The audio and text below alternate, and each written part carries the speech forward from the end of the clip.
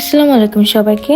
আজকের ব্লগটা খুবই শর্ট একটা ব্লগ, বাট আমি আজকে শেয়ার করব আমি আমার সারাদিন টুকটাক বাসায় বসে কি করলাম না করলাম, আমি আমার মুইজা মুয়াজের সাথে সারাদিন কীভাবে কাটাই সেই সব কিছুই।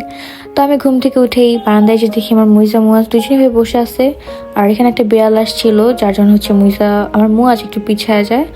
আর এরপর দুপুরবেলা আম্মু রান্নাবান্না করছিল, আর এই জিনিসটা আমার এতটা স্যাটিসফাইং লাগে, মানে সব মশলা টশলা দেওয়ার পরে যে আম্মু হাত দিয়ে মাখাচ্ছিল ওটা অনেক স্যাটিসফাইং ছিল।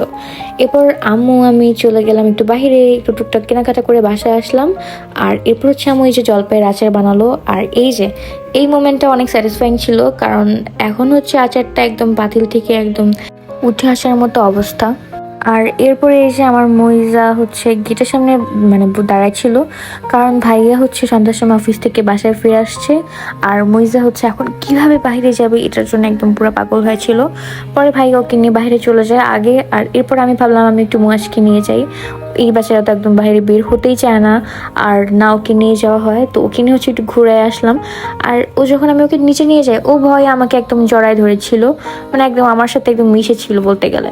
আর এই যে ভাইয়া ওকে হার্নেস পরে নিয়ে আসছে, বাট ও হার্নেস খুলে দেন গাড়ির নিচে চলে গেছে। ওকে তো আর ধরা এত ইজি না, মানে একদম ঘুরছিল, মানে একদম কোনোভাবেই ও থামছিল না, জাস্ট এই গাড়ির নিচ থেকে সেই গাড়ির নিচে যাচ্ছিল।